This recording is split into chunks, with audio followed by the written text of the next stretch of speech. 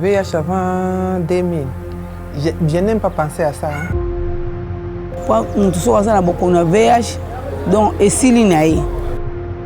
Mais encore aujourd'hui, je suis toujours frappée par le nombre de patients et leur état avancé.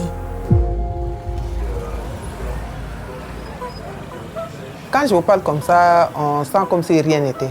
Mais c'était difficile. Premièrement, je voyais la mort. Parce que j'ai été dépistée en 1999. Je sentais que c'était fini pour moi, je vais mourir. Les résultats en 2004. Ils ont annoncé que y a un problème de VIH. Kasi, nazuaki basovaki nga eza ba conseiller ya MSF. Babinanga mama kolela te. Kanga motema kisi ezali ya ofele.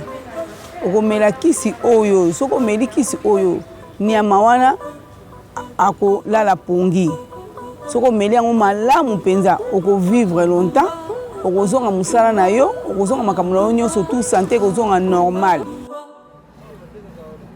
La situation d'aujourd'hui n'est pas comparable à celle de 2002. Il faut s'imaginer à l'époque qu'il y avait près d'1 million de personnes vivant avec le VIH ici en RDC. Les traitements étaient très peu disponibles et hors de prix pour la majorité d'entre eux. Du coup, nous avons démarré notre prise en charge ici au centre de traitement ambulatoire de Cabinda. Dans ces contextes-là, on était très vite débordés.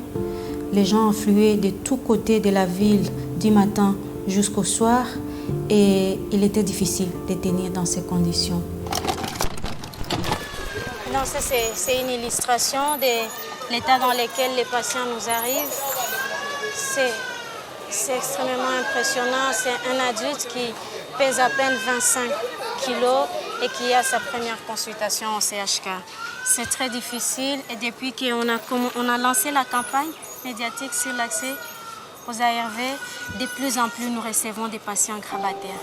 À ce rythme, nous sommes... Je dois avouer qu'en regardant ces images, je suis très émue de me revoir jeune médecin d'il y a 10 ans et la passion avec laquelle je me battais déjà dans cette lutte contre le VIH et de me rendre compte aujourd'hui que le chemin à parcourir reste encore long.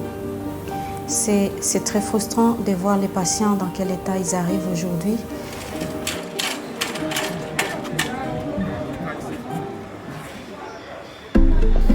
Alors, le centre hospitalier Cabinda, qui a commencé comme un centre de traitement ambulatoire et qui avait comme priorité de mettre le maximum de personnes sous un truc rétroviral vers les années 2000, a très vite évolué vers les années 2008. À partir de 2008, c'est vraiment une structure qui s'est spécialisée dans la prise en charge du VIH avancé. Pour absorber les besoins, nous avons été amenés à doubler la capacité des lits à l'hospitalisation, mais encore aujourd'hui, il nous arrive encore de recourir à des tentes pour monter des lits supplémentaires parce que les besoins sont énormes. Pour atteindre les objectifs 2030, zéro sida, zéro VIH, donc les bailleurs doivent s'impliquer.